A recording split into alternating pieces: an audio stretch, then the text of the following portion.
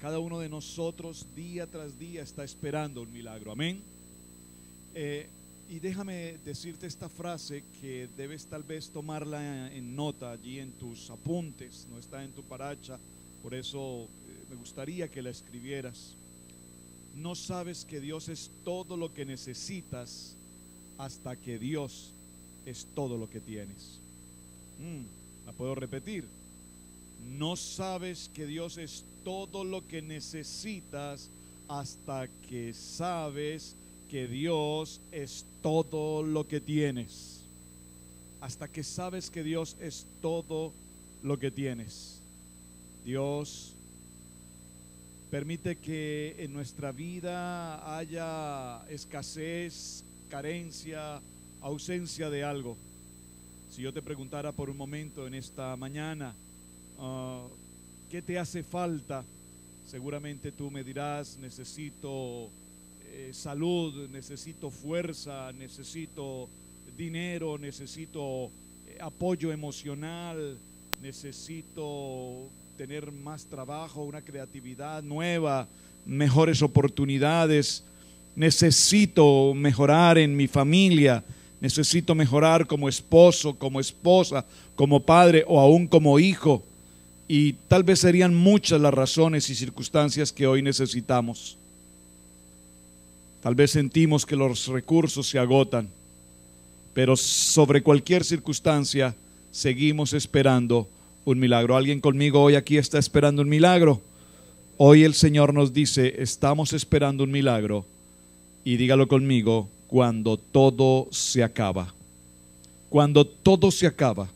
Cuando todas las posibilidades, las opciones, las expectativas se acaban, allí es el momento en el que Dios nos produce un milagro. Recuerden que la semana anterior hablamos de dos palabras importantes por definir. Una, el optimismo, y la otra, la esperanza.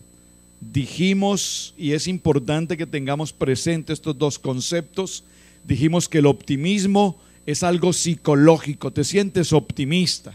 Esta mañana muy temprano estaba lloviendo muy fuerte y los pronósticos de lluvia para el día son bastante altos.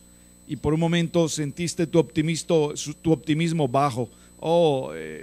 Está lloviendo, qué mejor descansar hoy, qué mejor que abrigarnos y tener una lucha de cobijas o realmente ir a buscar del Señor. Esperanza es algo de Dios. Esperanza es algo que nosotros sabemos que viene de Dios. Así es que la iglesia de Jesucristo no puede ser una iglesia simplemente optimista por decir yo puedo, sino tenemos que ser una iglesia en esperanza, diciendo Dios puede, porque yo todo lo puedo en Cristo, porque Él me fortalece. Amén.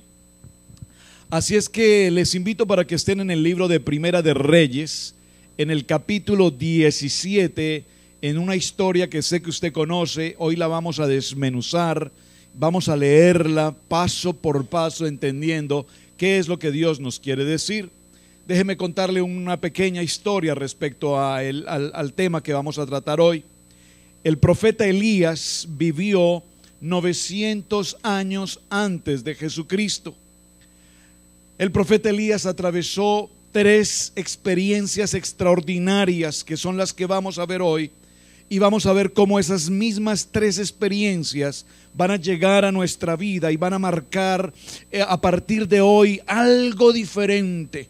Estamos a punto tal vez ya de culminar un año más, pero estamos a punto de que el año se cierre, entendiendo que si este profeta que vivió 900 años antes de Jesucristo atravesó 3 experiencias sobrenaturales, estas experiencias hoy me van a hablar a mí, diciéndome que hay esperanza, que todavía hay tiempo de esperar un milagro. Amén. Así es que cuando hablamos de Elías es importante recordar que hubo 3 reyes en Israel, y usted recordará esto: Saúl, David, Salomón. El reino o Israel se dividió en 2 reinos, el reino del norte llamado Israel y el reino del sur llamado Judá. ¿Por qué es tan importante esta introducción? Porque es interesante entender que el gobierno del norte, cuando hablamos de estas 2 localidades, por 60 años el reino del norte sufrió terribles circunstancias a causa de los líderes que manejaron indebidamente su lugar de liderazgo. 19 reyes diferentes en el norte de Israel, todos eran líderes, utilizando una palabra un poco fuerte, fueron líderes detestables políticamente, económicamente, socialmente y por supuesto desde el punto de vista espiritual. Mientras todo se estaba desboronando, el gobierno estaba en completa bancarrota y el país entró en absoluta recesión. Escúchame que esto tiene que ver específicamente con cada uno de nosotros. En este tiempo reinaron dos personajes que han sido dos de los reyes más impresionantemente delicados, atroces que hemos tenido en la historia. Y tal vez al mencionarlos usted los va a recordar inmediatamente. El rey llamado Acab y su esposa Jezabel. Tal vez Acab menos popular, tal vez Jezabel sea más conocida. Pero estos dos personajes van a marcar la historia de Elías. Ahora bien, la razón por la que todo estaba mal allí en el reino del norte era, repito, porque se había presentado una terrible mala administración y por supuesto porque se había introducido a la nación la adoración de dioses paganos llamados Baal. Dígalo conmigo, Baal. El dios llamado Baal, un ídolo, y establecieron una religión a través de este dios. Paréntesis y punto allí. ¿Cuál es el Dios que tú puedes aún hoy tener en tu vida? El Dios trabajo, el Dios dinero, el Dios riqueza, el Dios vanidad, el Dios egoísmo, el Dios pleito, el Dios contienda, el Dios calumnia, el Dios murmuración. Todavía hay algún Baal que esté presente en tu vida. Escúchame, iglesia, por favor, antes de entrar a lo que vamos a llevar el tema de hoy.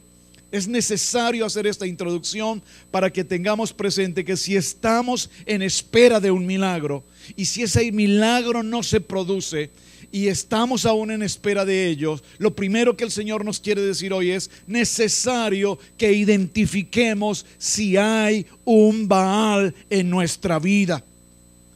Piénsalo por un momento.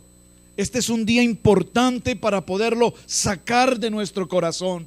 ¿Cuál es ese Baal que te impide avanzar en la fe, en la certeza y en la convicción de lo que no se ve, en la esperanza de que algo va a devenir? ¿Qué es lo que te impide? Porque definitivamente, iglesia, tenemos que llegar a una respuesta. Si no hemos alcanzado milagros y milagros que estamos esperando por días, por meses y por años, es porque hay algo que nos está impidiendo alcanzar a llegar a ese punto específico que Dios quiere que lleguemos. Dígalo conmigo, al nivel de los milagros. Así que, recordando esta historia, así es como Dios envió a Elías a enviar un mensaje a Acab para que dejara de lado toda su maldad, toda su idolatría, y para que se pudiese colocar el pueblo de Dios en el orden establecido que el Señor tenía. Sin embargo, usted recordará en esta historia cómo cuando Acab recibió a Elías y fue llamado al orden, se presentó tremendo problema. Amén. Este mensaje no fue bien recibido por Acab y mucho menos por su esposa Jezabel, quienes se pusieron furiosos y, atención, determinaron, le pusieron precio a la cabeza de Elías. Le pusieron precio a la cabeza de Elías. Es muy importante. Ellos dijeron: vamos a matar a Elías. Y ellos autorizaron para que en todo su reino, en el reino del norte, por donde se llegase a cruzar el profeta, inmediatamente tenía orden de captura, vivo o muerto. Allí se levantaron los cazarrecompensas. Allí se levantaron todo tipo de gentes buscando la cabeza del profeta. Y tal vez tú te hayas sentido en algún momento similar, perseguido, acusado, juzgado, señalado. Pues bien, allí estamos viendo lo primero que se sucede. Acompáñenme al libro de Primera de Reyes, capítulo 17, y vamos a tomar a partir del verso 1 este texto. Dice la palabra del Señor en el nombre del Padre, del Hijo y del Espíritu Santo. Entonces Elías Tisbita, que era uno de los moradores de Galat, dijo a Acab: vive Jehová, Dios de Israel, en cuya presencia estoy, que no habrá lluvia ni rocío en estos años, sino por mi palabra. Y vino a él palabra de Jehová diciendo: apártate de aquí y vuélvete al oriente y escóndete en el arroyo de Querit, que está enfrente al Jordán. Beberás del arroyo, y yo he mandado a los cuervos que te den allí de comer. Y él fue e hizo conforme a la palabra de Jehová, pues se fue y vivió junto al arroyo de Querit, que está frente al Jordán. Los cuervos le traían pan y carne por la mañana, y pan y carne por la tarde, y bebía del arroyo. Pasados algunos días se secó el arroyo, porque no había llovido sobre la tierra. Durante este tiempo, mis hermanos, de sequía, durante este tiempo de situación espiritual, emocional y económica, Dios hace milagros. Tal vez muchos de nosotros nos hemos sentido en algún momento en tiempos de sequía, en tiempos de escasez, en tiempos de opresión, en tiempos de temor, en tiempos de angustia, en tiempos desesperados, en tiempos en el que no entendemos nada de lo que está pasando a nuestro alrededor, y así empieza a sentirse el profeta Elías en toda esta circunstancia. ¿Alguien está esperando un milagro? Deme un amén. Durante este tiempo, entonces, mis hermanos, vamos a ver 3 enseñanzas básicas que tenemos en la etapa de la vida del profeta Elías. Observen que aquí hay algo interesante. Elías viaja y obedece una palabra de Dios de ir a un lugar. Viene la palabra de Jehová diciendo: apártate de aquí y vuelve al oriente y escóndete en el arroyo de Querit. Primer punto que tenemos que considerar. Yo les indicaré en qué momento van a tomar nota en su paracha. ¿Qué significa un arroyo? ¿Qué es un arroyo? Todos hablamos de un arroyo. ¿Qué es un arroyo? Algo por medio del cual corre agua, algo pequeño, aparentemente pequeño, extenso, pero que en el transcurrir del recorrido de ese arroyo empieza a tomar forma y a crecer y a crecer. Pero aquí el punto central de lo que queremos significar con el arroyo es que el arroyo es estrecho y es oscuro. El arroyo es muy oscuro. El arroyo nace en medio de la maleza, en medio de la montaña, y empieza a correr en medio de la hierba. Y allí vemos cómo el profeta Elías es enviado por Jehová específicamente a un lugar llamado el arroyo de Querit. Este arroyo, ¿qué representa en nuestras vidas? Dígalo conmigo. El Señor está pidiéndome que busque un arroyo donde voy a vivir. Por un año, le dice el Señor a Elías, ve a ese lugar y por un año pasarás en ese arroyo. Por un año el Señor te está pidiendo que entres a un lugar tranquilo. Que por un año el Señor te está pidiendo que entres a un lugar donde tú puedas mantener una comunión permanente y exclusiva con Él, donde no haya ningún tipo de distracción. Querit en hebreo significa alejado. ¿Alejado de qué? Alejado de la contaminación del mundo. Aquí alguien me va a decir amén. Alejado de tu Facebook, alejado de tu celular, alejado de tu iPad, alejado de tu relación con la gente que te rodea, alejado de todo lo que te distrae, alejado de la televisión, los deportes, las vanidades. El Señor te quiere llevar a un arroyo de Querit para que te mantengas alejado de todo lo que te roba el primer lugar con Dios. Dígame amén. Aquí el Señor nos está diciendo que tengo grandes planes para ti, pero necesito que te desconectes de todo lo que te roba tu bendición. Sabes, nos volvemos cristianos paracaidistas. Solamente caemos por la iglesia el domingo o el miércoles. Solamente buscamos de la palabra del Señor en los momentos donde haya un estudio bíblico o sea una relación de iglesia.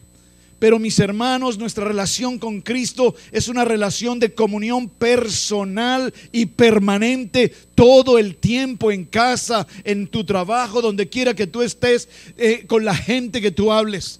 No significa que porque estés rodeado en tu trabajo de gente inconversa, tu relación y tu comportamiento sea inconverso. No significa que porque estás en la escuela rodeado de impíos, entonces tu actitud, joven estudiante que me escuchas, en tu escuela, en tu universidad, sea el comportamiento del drogadicto o el alcohólico o cualquier otro tipo de circunstancia que veas en tu escuela. Tú eres la diferencia. Y yo sé que estamos viviendo circunstancias muy difíciles. Cuando hablo de los jóvenes en este punto, sé que ustedes pasan momentos extremadamente críticos en sus escuelas. Pero el Señor nos quiere llevar a un arroyo para que nos apartemos de todo esto, dígalo conmigo, y podamos estar solos con Él. Necesitamos tener la atención completa de Dios mínimo durante un año para que Él nos hable y en la medida que estemos solos con Él, Él tenga toda nuestra atención. Amén. En medio de la oscuridad del arroyo, Dios está preparándote para recibir un milagro. Si te has sentido solo, abandonado, atemorizado, angustiado, recuerda que Dios está preparando tu vida para sacarte de un atasco en tu vida y llevarte a algo sobrenatural. Alguien dígalo conmigo, algo sobrenatural. ¿Alguien está aquí dispuesto hoy a salir de ese encierro, de ese pesimismo y entrar a algo sobrenatural? Observen que en el arroyo el Señor le dice: ve al arroyo porque yo te cuidaré. Oh, qué tremendo esto.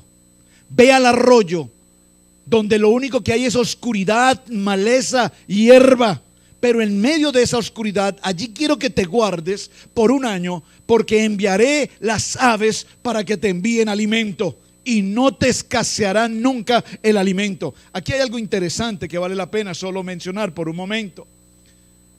Las aves estaban preparadas por el Señor para llevarle el pan y la carne en la mañana a Elías. Ahora, yo me preguntaba leyendo este texto de Reyes, ¿qué pan y qué tipo de carne era la que le llevaban? O sea, yo no sé si pasaban por el Food Lion o el Compare Food y decían: necesito 2 libras de carne de este tipo. Porque al hablar de cuervos, me pregunto si la carne que ellos traían era precisamente carne ¿de dónde? De animales que encontraban por ahí muertos, y ellos lo que hacían era que arrancaban porciones de carne y era la carne que le llevaban al profeta. Oh, está conmigo, está pensando por un momento eso. Y él dice la palabra que el profeta comía.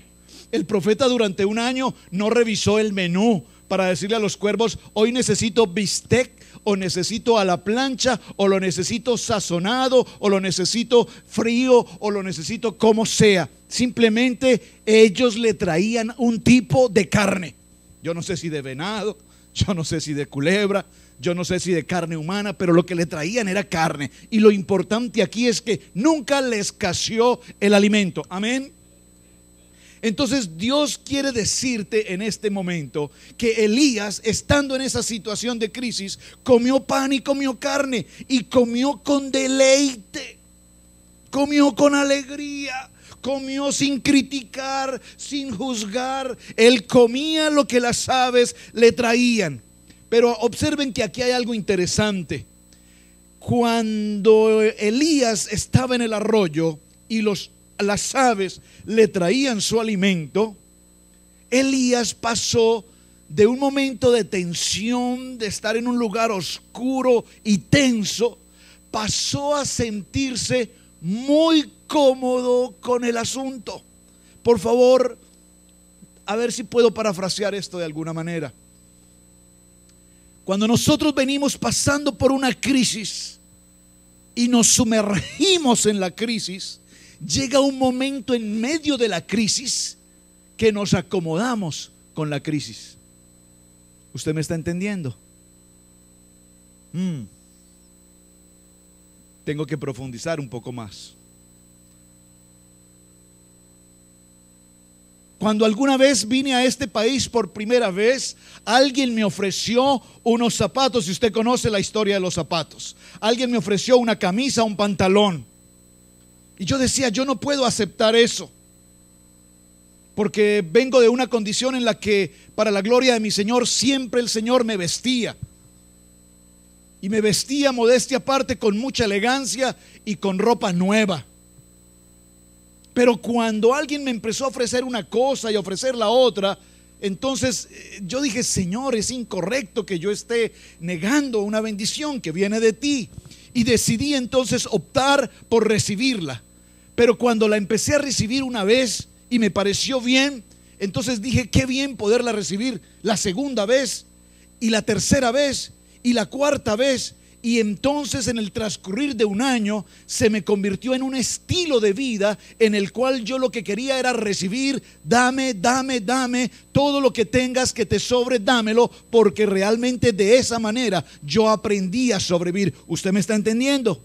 En medio de la crisis que estábamos viviendo al proceso de llegada a esta nación, apareció la opción de gente generosa que daba, y nosotros empezamos a acomodarnos en ella, y entonces empezamos a considerar que era una buena posición. ¿De acuerdo? Así está pasando con cientos de miles de gentes hoy, que cuando el medio les ofrece alguna ayuda, nos sentimos tan cómodos con la ayuda que ya no necesitamos esforzarnos por vivir mejor.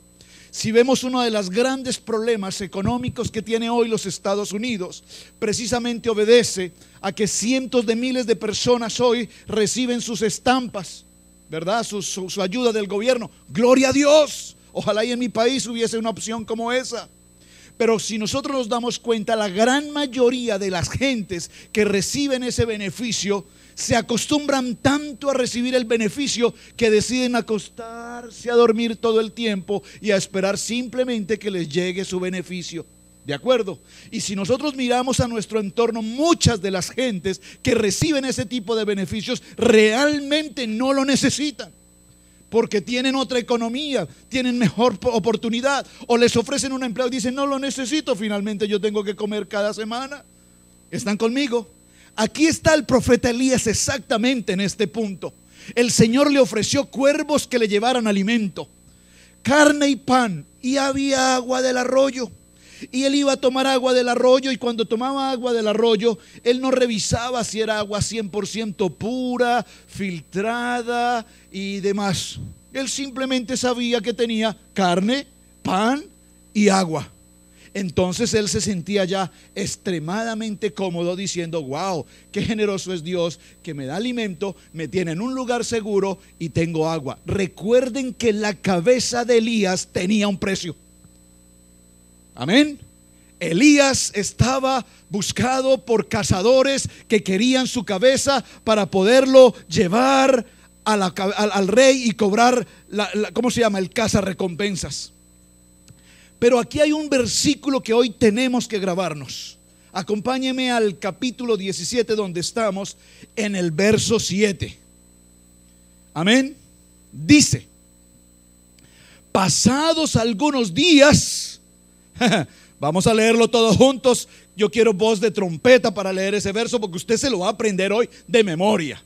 Pasados algunos días, se secó el arroyo, porque no había llovido sobre la tierra. Escúchame, iglesia, pasados algún tiempo se secó el arroyo.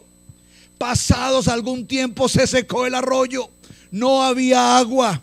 Usted podrá sobrevivir tal vez sin la carne y sin el pan, pero si le falta el agua, ahí tiene un serio problema. ¿Está conmigo? Usted podrá sobrevivir dejando de comer carne y dejando de comer pan. Pero si se escasea el agua, entonces usted está en tremendo aprieto. Se secó el arroyo. Oh, aleluya, dígalo conmigo. Se secó el arroyo. Si se secó el arroyo, estoy en tremendo problema. Amén. Ahora, algunos de nosotros estamos pasando precisamente por esta situación.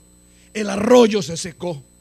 Alguien me dijo recientemente: no voy a soportar hasta este año, termina el año y a mediados de enero o febrero, a principios, regreso a mi país. No soporto más esta situación, no soporto más el ticket, no soporto más la persecución, no soporto más tanto crisis con los documentos. Eso de la reforma no ha sido más que bla, bla, bla, bla, bla, bla, bla, bla, bla. Y ya lo mencionamos en días anteriores y le decíamos a una persona en particular: ¿en dónde está puesta tu fe? ¿En los cuervos que te traen los papeles? ¿O tu fe está puesta en el arroyo que te trae agua? ¿O tu fe está puesta en Jehová, que es tu proveedor? ¿Dónde está puesta tu fe? ¿Dónde está puesta tu fe? Porque aquí estamos viendo un ejemplo claro. Algún tiempo después se secó el arroyo. Y si tú estás pasando por esta situación, recuérdame esto, iglesia: más preocupante es si se te afecta tu salud. Puede ser que muchas cosas estén pasando por problemas, pero si se te afecta tu salud, estás en un serio problema. Amén. Así es que no importa que se seque ahora el arroyo, no importa que los cuervos no vengan, lo más importante es que tu salud esté en buena condición para que puedas seguir adelante. Ahora bien, mis hermanos, número 1 en sus notas allí en sus parachas: ¿qué enseñanza tenemos de todo esto que hemos hablado ahora? Hay 3 razones por las que los arroyos se secan en tu vida y necesitamos conocer esas 3 razones. Escríbalos, por favor. Allí no me voy a detener mucho, solo los voy a mencionar. Número 1, los arroyos se secan para que yo no dependa del arroyo. Alguien deme un amén. Un arroyo se seca para que yo no dependa del arroyo. Las estampas se acaban para que yo no dependa de las estampas. Las ayudas externas se acaban para que yo no dependa de ayudas externas. Todo en este punto el Señor nos dice: no dependas de otra circunstancia, sino aprende a depender de Dios. Los pájaros le traían comida y el arroyo le daba agua, pero Dios es nuestro proveedor. Amén. Escúchame, iglesia. Nuestra naturaleza humana es la que nos hace confiar en nuestro propio arroyo. Nosotros decimos que alabamos a Dios. Nosotros decimos que creemos en un Dios vivo y poderoso. Cristo vive. Pero nuestra naturaleza humana nos hace confiar y depender de un arroyo. Entonces tu arroyo puede ser tu capacidad para trabajar en la electricidad, en el chiroc, en la yarda, en no sé qué otra actividad pueda ser. Y tú te sientes muy seguro y muy confiado de que con lo que tú sabes hacer vas a sobrevivir. Gloria a Dios, porque ese talento y ese don te lo ha dado Dios precisamente. Amén. Pero tu seguridad no puede estar puesta. Iglesia, yo lo digo con respeto y con temor. Este mensaje está llegando a través de internet a muchas gentes y naciones que tal vez cuando hablamos de algunos conceptos de este país no lo pueden entender. Por eso tengo que hacer alguna claridad. Pero si tú crees que para estar en esta nación mejor, lo que mejor te conviene es tener un Social Security o una ciudadanía o una residencia, déjame decirte que eso es parte de un proceso legal de permanencia en este país. Pero tú y yo conocemos a cientos de semejantes nuestros, emigrantes en este país, que tienen Social Security, residencia o ciudadanía, y hablan 2 o 3 idiomas, y sin embargo tú los ves viviendo en un arroyo en terribles condiciones. ¿Estamos o no estamos? ¿De acuerdo? Entonces la respuesta es clara, iglesia. No es tener un documento o un idioma, es tener la provisión de Dios sobre tu vida, lo que hará que tu vida avance y tu milagro se alcance. No es un documento específicamente. Sé que vamos a correr riesgos y ya vamos a hablar un poco más adelante de esto. Pero por ahora lo importante, iglesia, es que en este arroyo no puedes depender de él. Nuestra naturaleza humana nos quiere hacer depender de los pájaros, nos quiere hacer depender de los cuervos, de las aves y del arroyo. Pero Dios quiere que nosotros, dígalo conmigo, Dios siempre está dispuesto a estar con nosotros. Dios está dispuesto a darte un regalo, iglesia, a bendecirte.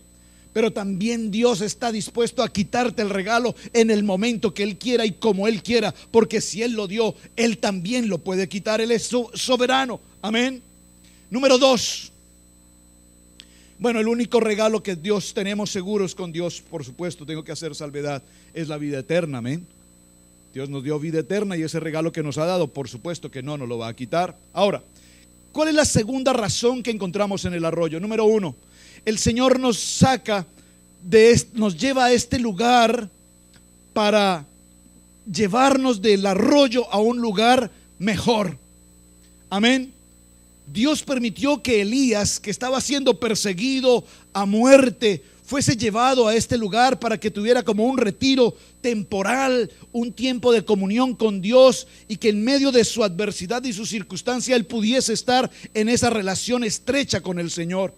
El Señor sabía que Elías se iba a colocar cómodo en medio de esta situación. Pero Dios quiere decirte algo, iglesia. Si estás en un arroyo en este momento, si te sientes que estás en una sombra, si te sientes que estás cargado, si sientes que hay opresión sobre tu vida, si ves que tus cosas se complican, si ves que las cosas no avanzan, si parece que las cosas se ponen turbias, si parece que el agua empieza a escasear y se produce una sequía y ya no hay arroyo fluyente, entonces, iglesia, déjame decirte que estás en el mejor momento, porque allí es donde el Señor empieza a agitar las aguas y a producir un milagro sobre tu vida. Necesitas creer que Dios, en medio de lo más dificultoso de tu vida, algo está pasando. Tal vez tú puedas decir: oh, perdí mi trabajo, perdí a un ser querido, o hay una circunstancia familiar extremadamente delicada. Pero Dios siempre será tu suministro de agua. Dígalo conmigo: Jehová es pan de vida.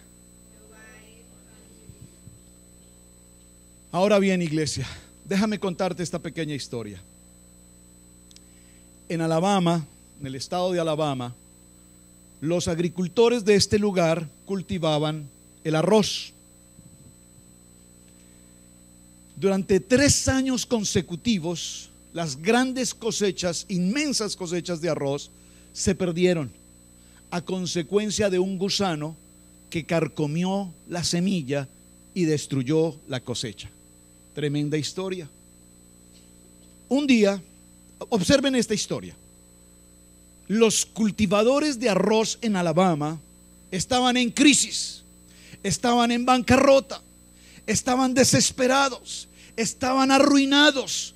Toda su inversión económica había sido puesta en los cultivos y el bendito gusano se devoró todo. ¿Te ha pasado? Yo sé que te ha pasado. Estás igual que un cultivador de arroz que ha invertido toda su vida y repentinamente un pequeño e insignificante gusano destruye toda tu siembra y la tira a la basura. Así es que los cultivadores de arroz se reunieron y dijeron: este gusano nos ha ganado la batalla, pero no nos daremos por vencidos.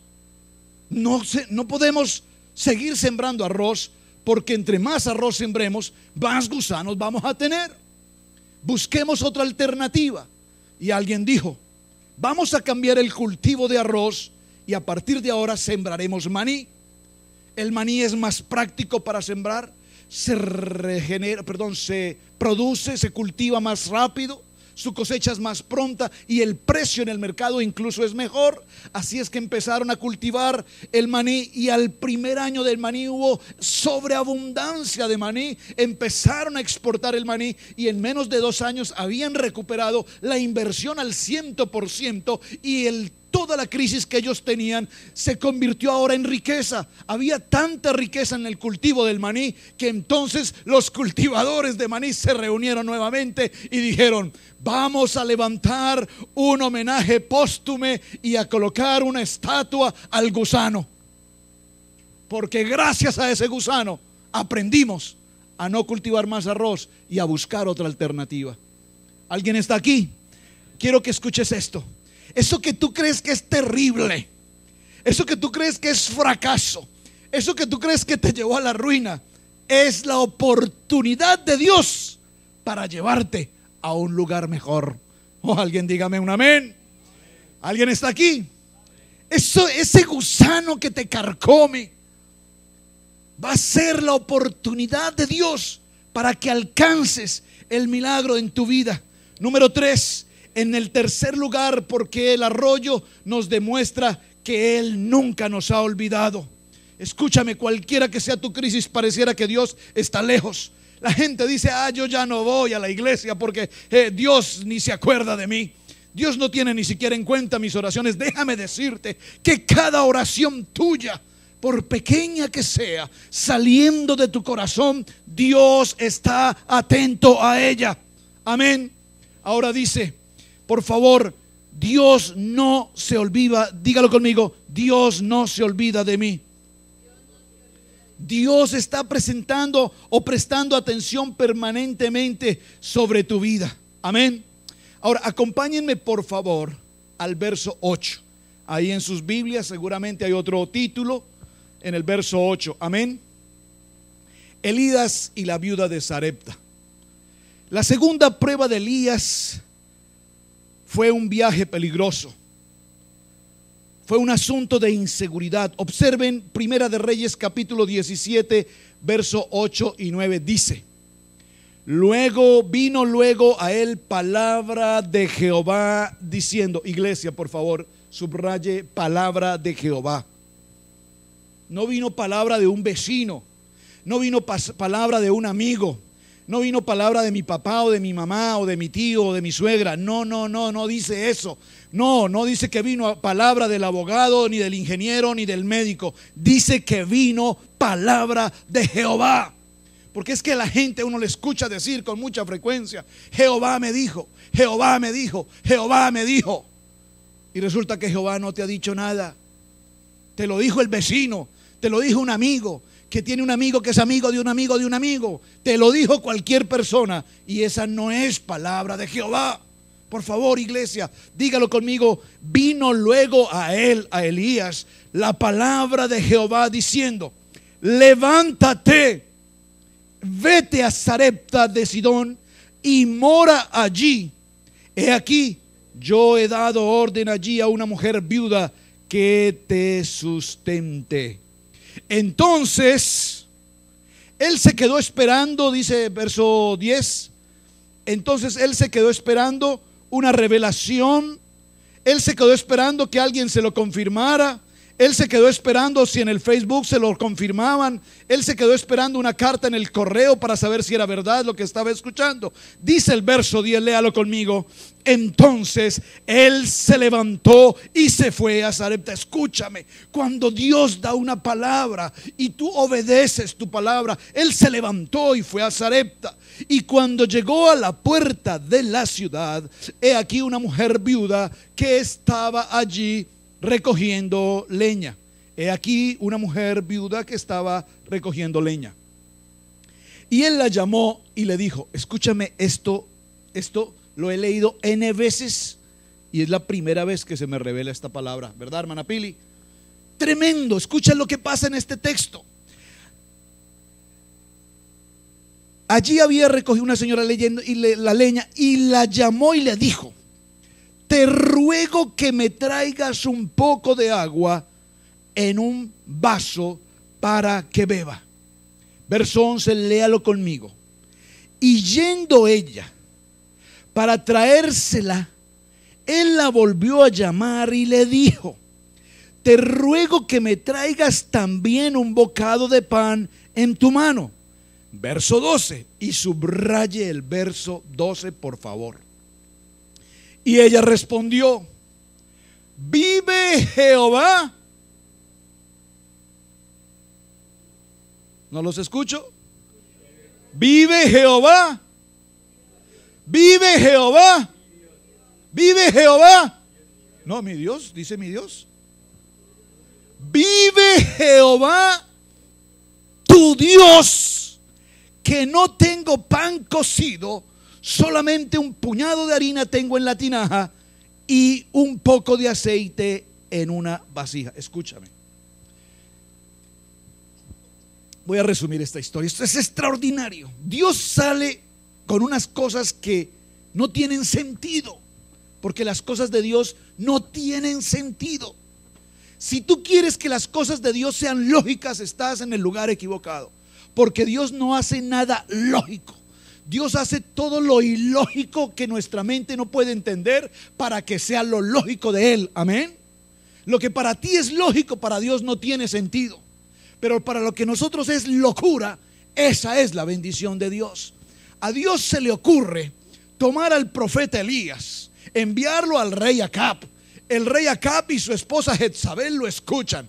Inmediatamente lo escuchan, lo sacan a puntapiés del reinado y le determinan cabeza, precio a su cabeza, y ordenan matar a Elías donde quiera que se encuentre, ponerlo preso, muerto, vivo como sea, y hay recompensa por esa cabeza.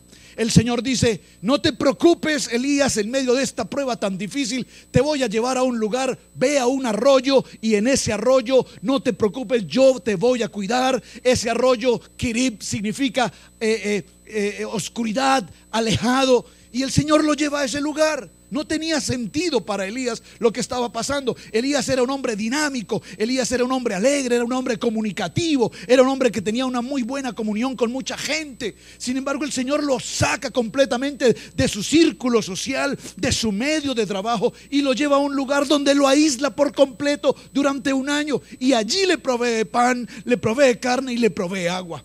Sin embargo, cuando se acomoda tanto a la situación, el Señor dice: no, un momento, este profeta está muy cómodo aquí, necesito moverlo. Y le dice: Elías, ven acá, levántate y ve a Sarepta. Ya he preparado a una persona en ese lugar para que te atienda. Salir del arroyo e ir a Sarepta es la peor locura que un ser humano hubiese podido cometer. ¿Por qué? Porque para ir a Sarepta, para empezar, la ciudad no es una ciudad judía, es una ciudad que está fuera del condado del estado de Israel. Amén. Y precisamente en esa ciudad de Sarepta había nacido una mujer que se llamaba, si están conectados en lo que estamos hablando, usted tiene que saberlo. En la ciudad de Sarepta justamente era la ciudad de donde había nacido la reina llamada Jezabel. ¿Usted está captando el mensaje? Ahora bien, él sale de un arroyo alejado y el Señor lo lleva a un lugar donde nació la reina Jezabel, que dio la orden de matar al profeta. Él tiene que pasar y caminar más de 100 millas hasta ese lugar.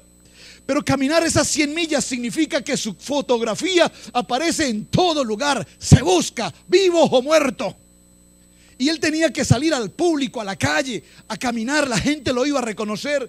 Y él le dice: Señor, pero ¿cómo me haces esto? ¿Por qué no me dejaste en ese lugar tan bonito, en ese arroyo donde yo tenía sombrita? Ya estaba guardado, ya estaba hasta más blanquito, ya no tenía tanto sol. Me tenías escondido en ese lugar y había carne y había pan y había agua. ¿Por qué me secaste el arroyo, Señor? Y para completar la historia, ahora me llevas a la ciudad de Sarepta, donde me buscan vivo o muerto, y voy a tener que pasar por todas las ciudades donde hay cientos de cazadores, cazarrecompensas buscándome. ¿Qué estás haciendo conmigo, Señor? Dígalo conmigo: buscando un milagro. Amén, vamos bien. Ahora, en esta situación,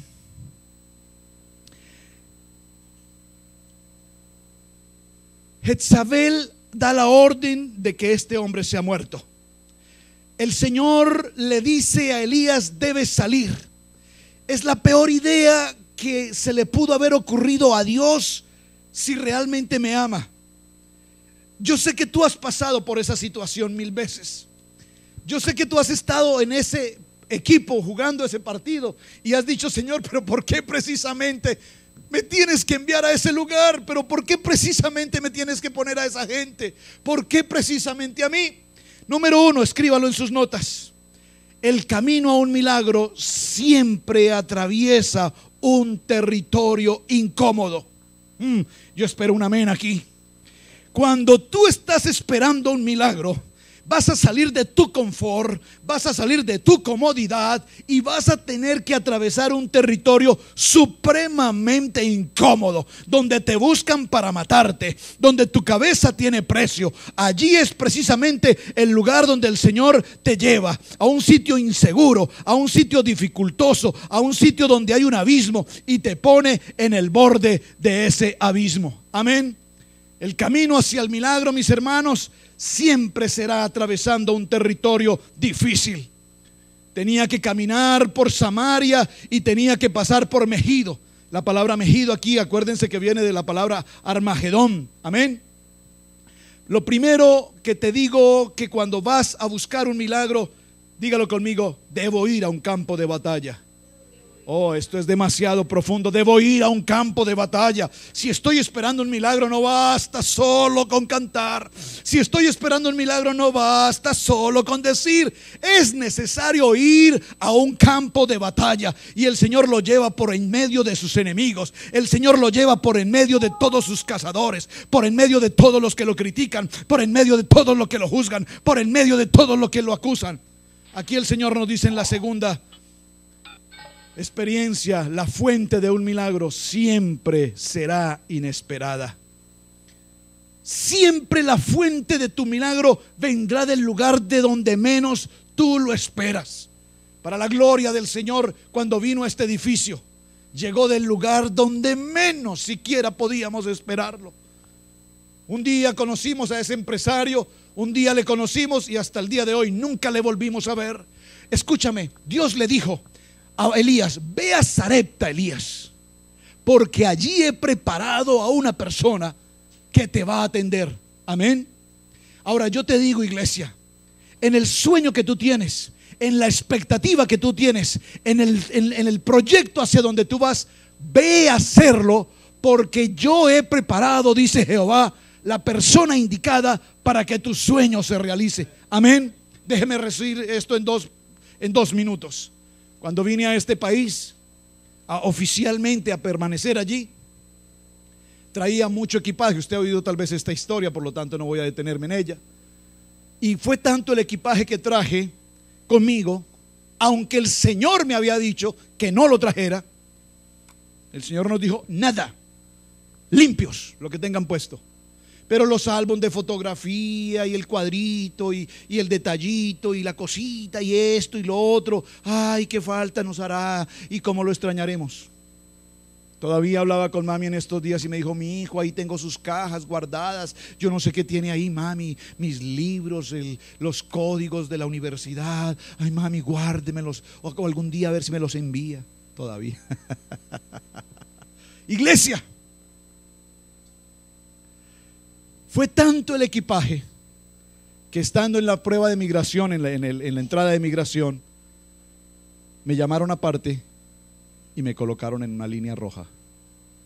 Yo tenía que hacer vuelo, llegué 11 de la mañana a Miami, tenía que hacer vuelo 11:50 a Atlanta, y 11:35 me colocan en una línea roja.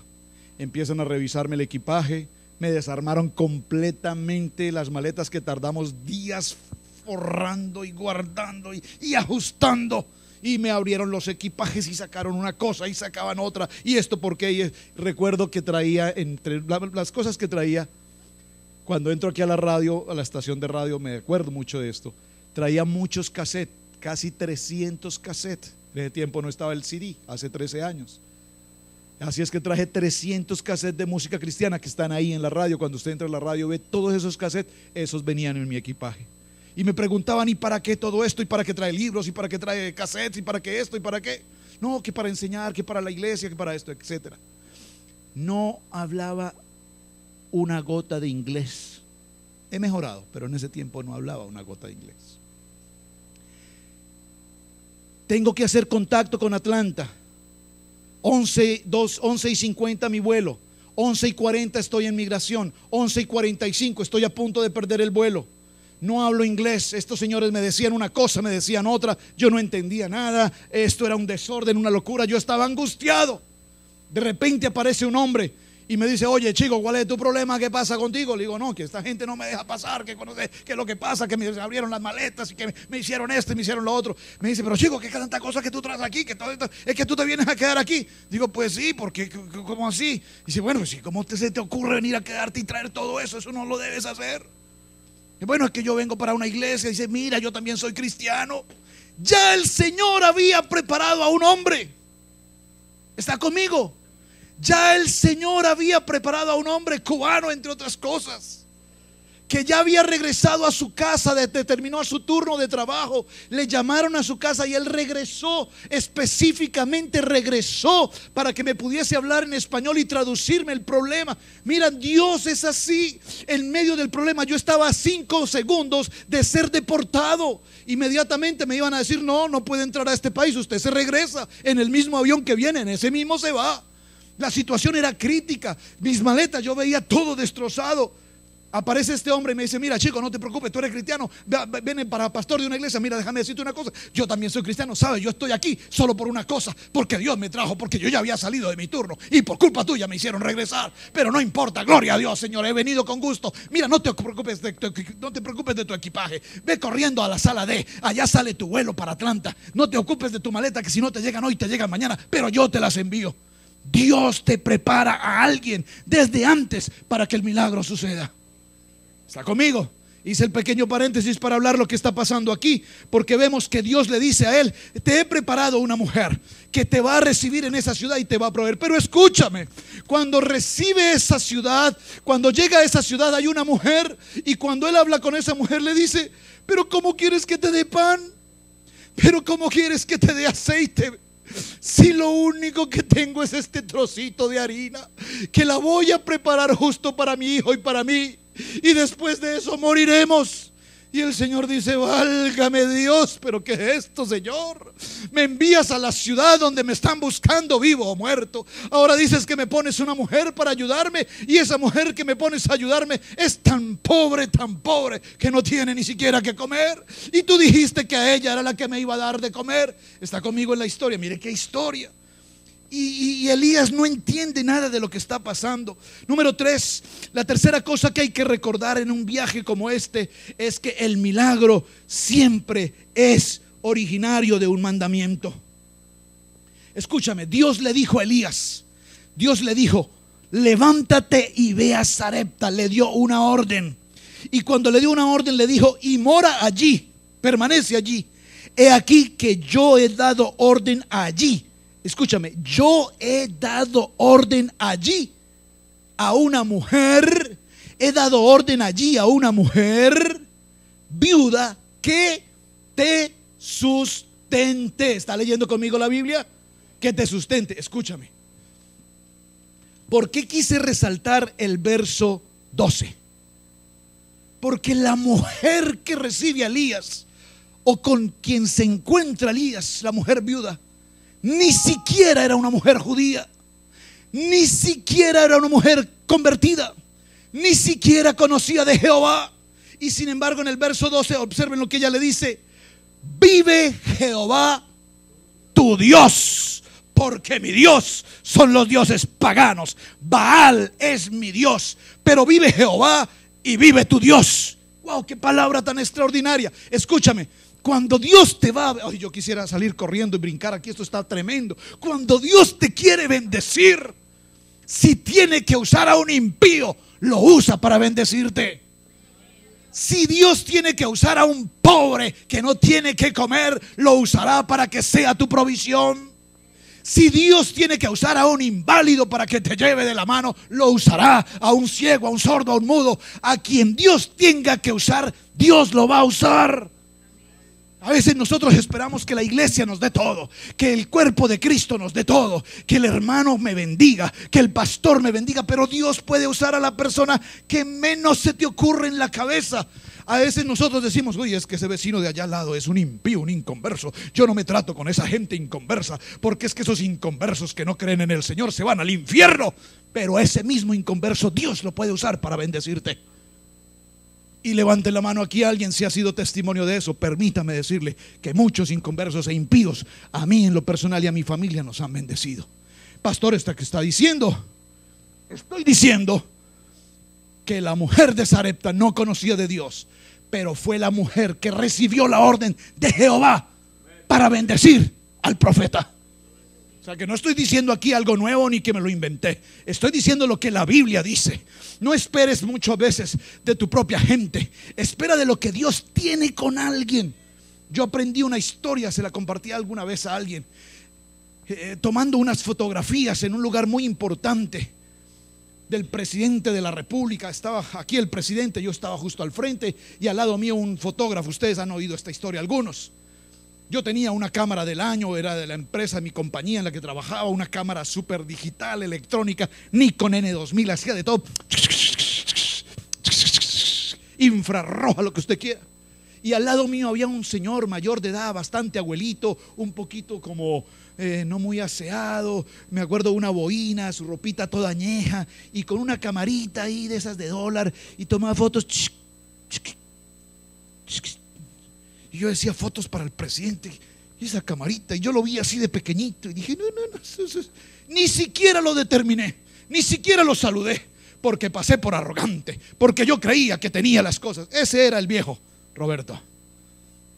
Al día siguiente entré al laboratorio de fotografía, estaba revelando los rollos, se sucede un incidente en el laboratorio y se me velaron los rollos del presidente de la República y toda la ceremonia, las fotografías más importantes. Ni modo de llamar al presidente y decirle, oye, qué pena, doctor, se me borraron las fotos. ¿De quién me acordé? Del viejito maloliente con la camarita esa de dólar. Dije, Dios mío, ¿dónde busco a ese hombre? Empecé a indagar por acá, indagar por allá, buscar por aquí, buscar por allá, y finalmente logré encontrarlo. Nunca lo olvido, lo digo para la gloria de mi Señor, el señor Jorge Parga. El señor Jorge Parga, primer periodista número 1 de fotografía en Colombia para el periódico más importante de nuestro país, el New York Times de Colombia. Premio Nacional de Periodismo, Premio Nacional de Fotografía. Ese viejito que estaba allí, maloliente y con su camarita, era un eminente fotógrafo de lo más importante de mi país. ¿A quién tuve que recorrer? Bajar mi orgullo, bajar mi prepotencia y decirle a ese hombre lo que había pasado. Y tan pronto como le comenté lo que pasé con mis rollos, él perfectamente me hubiese dicho, ¿y qué quiere que haga? No hay problema. Ese es su problema. Yo tengo las fotos, la prioridad es mía. Yo soy el que tengo las fotos. Este hombre con toda humildad me dijo, oh, lamento lo que has pasado, muchacho. En el transcurrir de los años te darás cuenta que estos son gajes del oficio. Muchas veces igual me ha sucedido, he perdido fotografías muy importantes, pero son lecciones que tenemos que aprender. ¿Qué necesitas? Le dije, señor Jorge Parga, necesito por favor que me facilite una foto. Yo solo necesito una. Necesitaba entregar una. Y me dijo, no te preocupes, ¿dónde tú estás? Le indiqué dónde estaba. Llegó a mi oficina, me entregó sus rollos o sus negativos.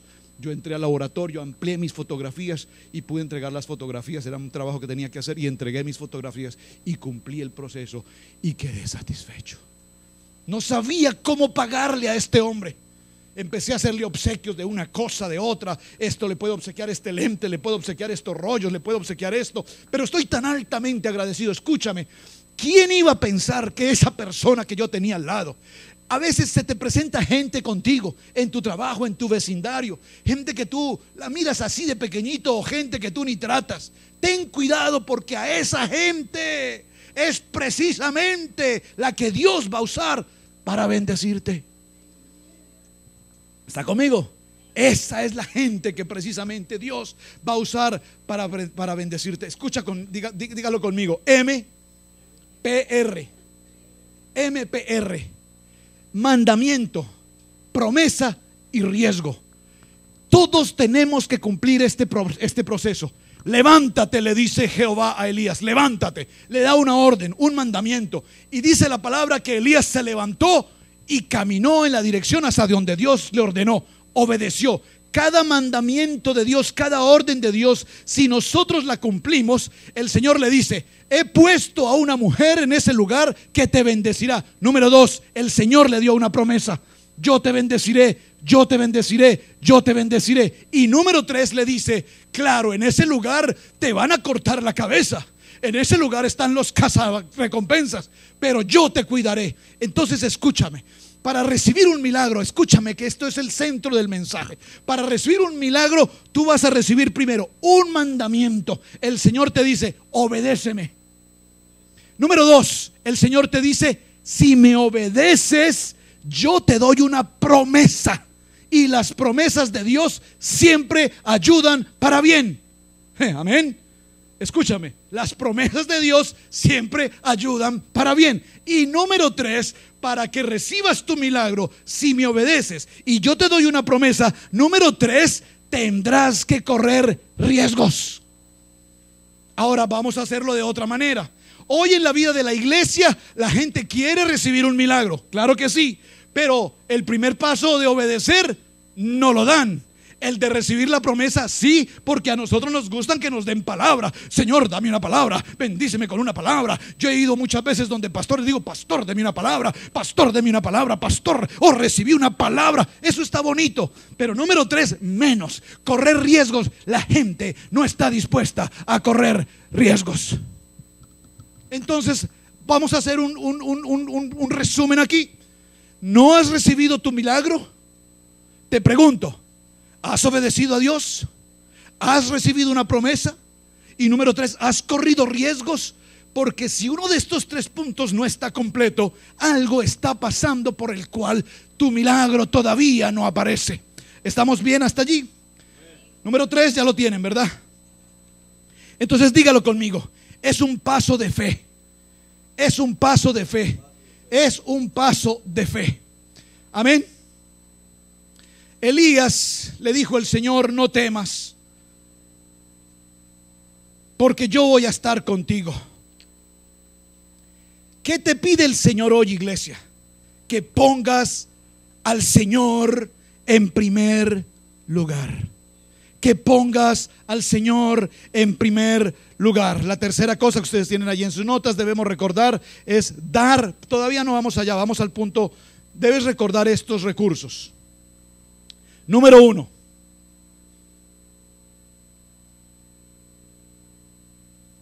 después del mandato, la promesa y el riesgo de Dios, debes recordar 3 recursos. Número 1, dar a Dios todo lo que tengo, incluso lo que más necesito. Esto sonó demasiado fuerte. Dar a Dios todo lo que tengo, incluso lo que más necesito. Recuerdo esta anécdota. Viajamos con unos hermanos a Ohio, a la iglesia Harvest Time del pastor, se me escapa el nombre, un pastor americano muy reconocido. Nosotros fuimos con el ánimo de visitar la ciudad, de conocer. Fuimos realmente, mi esposa y yo, en un plan turístico. Sabíamos que íbamos a una iglesia, pero no sabíamos el trasfondo de lo que iba a pasar allí. Cuando llegamos a este lugar, un templo extraordinario, inmensamente grande, mucha gente, encontramos que habían gente de muchas naciones. Cada persona traía su bandera y veíamos países y países y países y naciones de tantos lugares representados. Recibimos la conferencia durante 3 días y el último día, el día viernes, el día del cierre, entonces el predicador dijo: hoy es el día del cierre y hoy es el día en el que vamos a presentar nuestras ofrendas, porque este es un evento para, ¿cómo se llama? Sponsors, para patrocinadores. Esas personas que estaban allí son las personas que patrocinan ese ministerio de todo el mundo. Vienen de todas las naciones a presentar ofrendas. Entonces nosotros le dijimos al hermano que nos invitó, le dijimos: hermano, pero nosotros no sabíamos que esto es una actividad de sponsor. Dijo: no, ustedes no se preocupen, yo tengo mi ofrenda y yo voy a incluir sus nombres en mi ofrenda, no se preocupen. Déjeme decirle que uno de esos hermanos, mexicano, él, mexicano, y lo que se hizo en México está bien hecho, ¿verdad?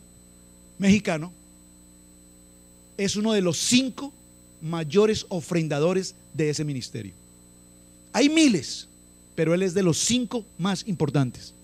El avión privado que tiene ese pastor, de ese avión, este hermano dio una parte. Me explico, hay muchos ofrendadores, pero este hermano mexicano es de los 5 que mayor ofrenda dan en ese lugar. Yo no lo sabía. Viene el momento de la ofrenda y nosotros económicamente cash no teníamos. Nos ponemos de rodillas un momento y la hermana Pili me mira y le dije: mami, yo me siento mal, no tenemos la ofrenda para dar, ¿qué hacemos? Ella con la mirada me dice, ustedes saben, los casados, esposos, que con la mirada hablamos, ¿verdad? Ya uno con la esposa no necesita hablar, uno ya con la mirada se dice todo. Yo miro a Pili y ella me mira en las mañanas y con la mirada yo sé que tengo que llevarle un café inmediatamente. Y con panecito yo se lo atiendo especialmente, ¿verdad? A las 11:30, 12 yo la miro y ella sabe que el almuerzo tiene que estar en proceso. O sea, la mirada. Yo miro a mi esposa y ella me dice: ¿estás de acuerdo? Y yo le digo: estoy de acuerdo.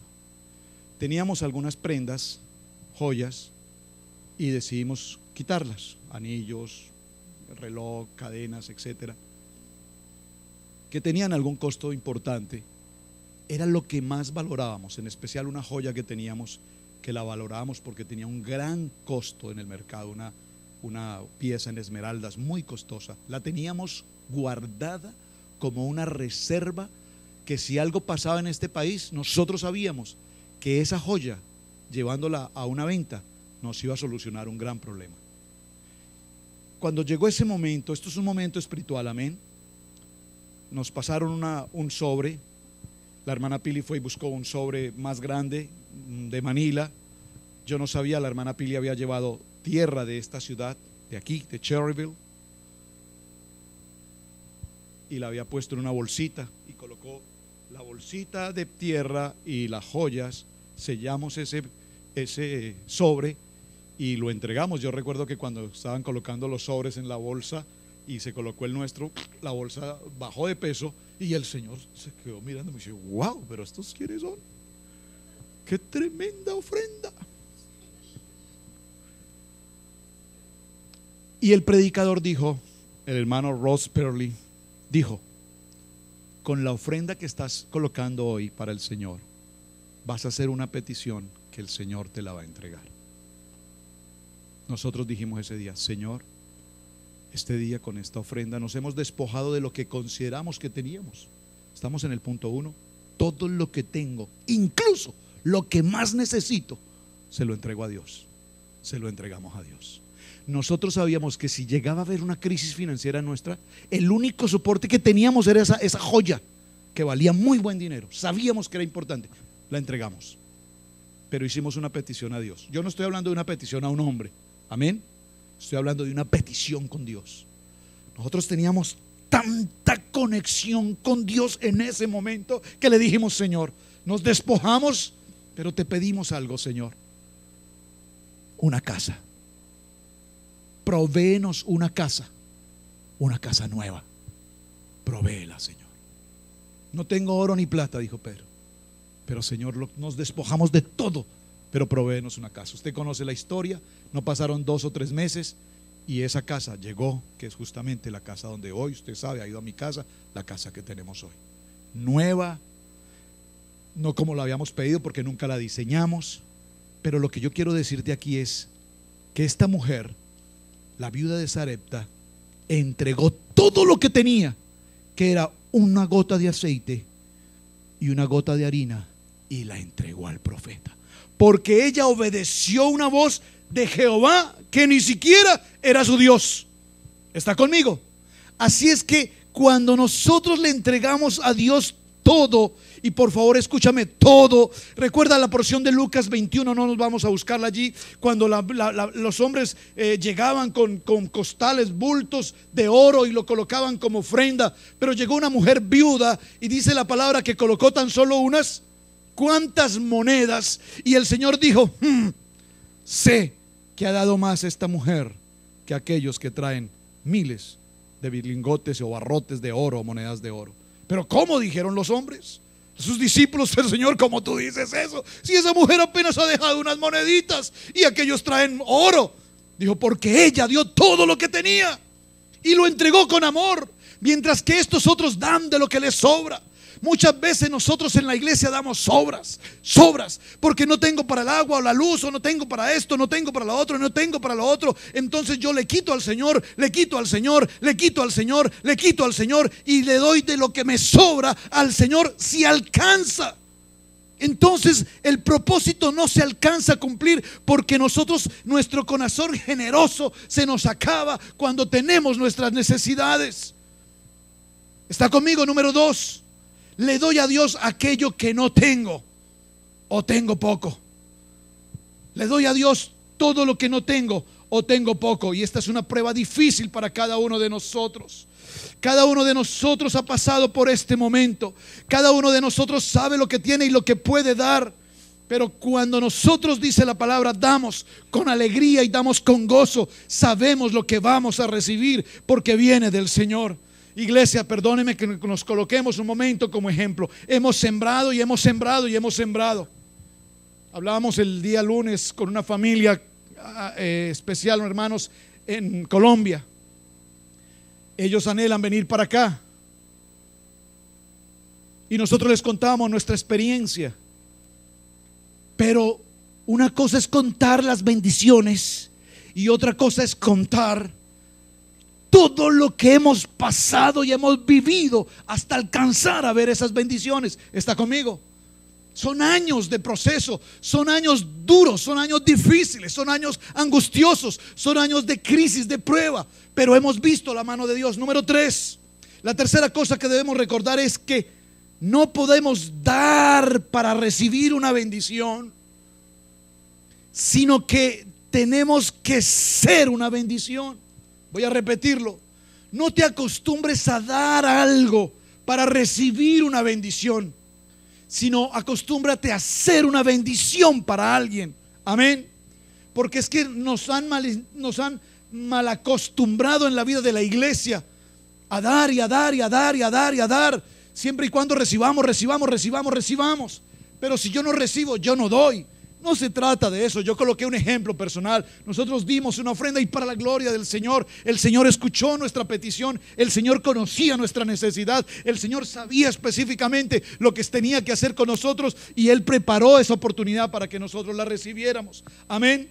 Ahora, ¿qué significa, iglesia? Vamos a ir cerrando allí. Estar en Sarepta. En Sarepta necesitamos entender algo. Estamos en fuego y en presión. Sarepta es fuego. Allí necesitamos ser refinados. En Sarepta empezamos a pasar circunstancias caóticas. Empezamos a ver dificultades. Tal vez hay duda, tal vez hay luchas en tu vida. Pero número 1, Dios es todo lo que necesito. Dígalo conmigo: Dios es todo lo que necesito. Dios es todo lo que necesito. Número 2, Dios siempre a donde nos lleve, Dios será nuestro proveedor. No tema, iglesia, tener que salir. No tema, iglesia, tener que avanzar. No tema, iglesia, tener que buscar, porque a donde quiera que tú vayas, Dios te va a proveer. Recuerda esto: Dios siempre será lo primero en tu vida, y cuando Dios es lo primero en tu vida, entonces a donde quiera que Dios te lleve, Dios será tu proveedor. Dios será tu proveedor. Dios será tu proveedor. Dios será tu proveedor. Dios ha sido mi proveedor. Mira, iglesia, yo no me cansaré de decirlo de mil y de una mil maneras. Dios nos ha bendecido y Dios nos ha provisto en medio de circunstancias. Saben, siempre pensé, viviendo momentos difíciles aquí en este lugar. Ya hablaba recientemente con un pastor en California y él me compartía su testimonio, y cuando terminé de hablar con este hermano, le dije a Pili: oh, ciertamente Jehová está en este lugar, y yo no lo sabía. Oh, cuánto problema y crisis están pasando otros hermanos, cuántas adversidades en las congregaciones, cuántas luchas, y nosotros pensamos que nosotros estábamos pasando por adversidad. Pero cuando escuchamos a otros hermanos en otros lugares, aún naciones, Dios, cuánta dificultad está viviendo el cuerpo de Cristo, pero Él es nuestro proveedor. Amén. La tercera cosa que debemos recordar es que debemos confiar en Jehová un día a la vez. Dígalo conmigo, un día a la vez, un día a la vez. Cada mañana cuando te levantes, cada mañana cuando te levantes, cada mañana cuando te levantes, cada mañana cuando te levantes, cada noche al acostarte, cada noche al descansar. Jehová, Jehová, Jehová, Jehová, mi vida depende y está en ti. Cada momento, cada circunstancia. Tú no confías en Jehová esta semana y la otra semana dices: ah, Jehová, ya no me ayudaste más, quédate por ahí, ocúpate de otras cosas que yo veo a ver cómo me defiendo. Si tú crees que eres más capaz que Jehová, entonces tú eres más que Dios, y ahí estás equivocado, 100% equivocado. Amén. No lo puedes hacer en tus propias fuerzas, es dependiendo del Señor. Número 4, la cuarta cosa que necesitas recordar es: iglesia, las promesas de Dios dependen de tu obediencia. Las promesas de Dios dependen de tu obediencia. Las promesas de Dios dependen de tu obediencia. Cerremos. Mandamiento, promesa y riesgo. Esas tres palabras, por favor, grábelas. M, P, R. M, P, R. Mandamiento, promesa y riesgo. El Señor te da una orden, el Señor te da una promesa, pero el Señor te exige riesgos. Hay riesgos que tenemos que asumir, iglesia, y a veces nos cuesta hacerlo. Cuando se trata de servir al Señor, nos cuesta hacerlo. Cuando se trata de la iglesia, nos cuesta hacerlo. Y eso que aquí nos toca hacer cosas extremadamente pequeñas. Amén. Dios, tú conoces mis necesidades, todas. Por favor, vaya a su paracha conmigo, estemos en pie, y lea conmigo la oración del cierre para esta mañana, para este día. ¿Están conmigo todos? Vamos a leer la oración todos juntos. Dios proveerá todo lo que necesitamos conforme a sus riquezas en gloria. Amén. Dios proveerá. Dios es ilógico en todo, pero Dios sabe lo que hace. Dios no trabaja con la mente del hombre, Dios trabaja con los propósitos de Él. Amén. Todos tenemos la oración, léanla conmigo, por favor. ¿Quieres hacer esta oración en tu corazón? Querido Dios, hoy he aprendido que las cosas que me faltan en mi vida, las deficiencias, las carencias, es realmente una prueba de que me amas, que te importo, que estás prestando atención a mi vida. Muchas gracias. Gracias porque me quieres evitar que dependa del arroyo. Perdona si he dependido de mi trabajo y de otras personas en vez de depender de ti. Gracias porque cuando se seca el arroyo, quieres cambiarme a un lugar mejor. Gracias porque me has olvidado, porque no me has olvidado. Señor, en los próximos días, lo que me pueda causar un poco de miedo, ayúdame a darme cuenta de que el camino hacia un milagro es a través de un territorio incómodo, que tú estás probando mi fe y que la fuente de un milagro será inesperada. Así que no debería tratar de averiguarlo. Yo debo confiar en ti, que la secuencia hacia un milagro es siempre MPR, mandamiento, promesa y riesgo.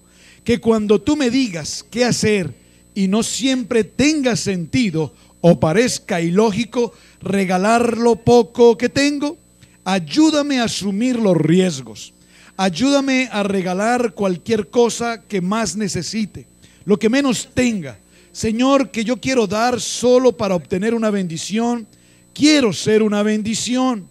Ayúdame a recordar que eres todo lo que necesito y que a donde me guíes, tú proveerás.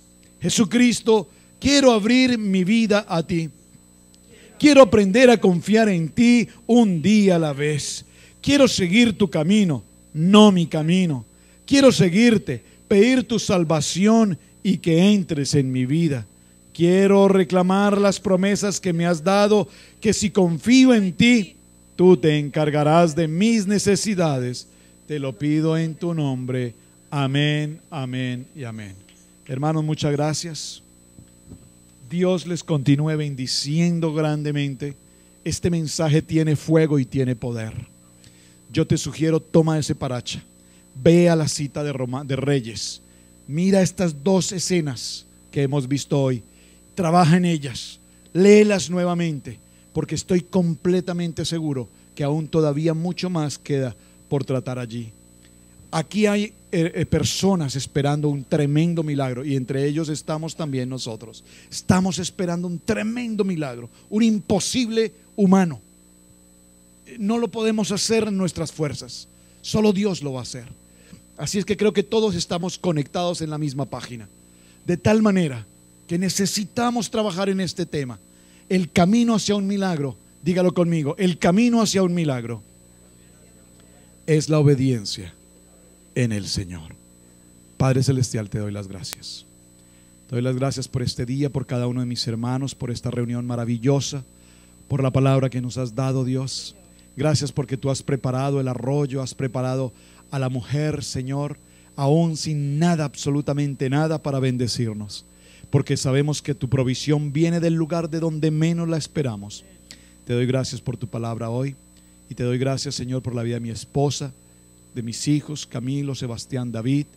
Mi vida, Señor, están puestas delante de ti, y gracias, Padre Celestial, por estos 23 años que se cumplen hoy de nuestra vida matrimonial. Padre, extiende tu mano con bendición sobre nosotros y permítenos multiplicar a la doble porción por 23 que vienen en camino, Señor.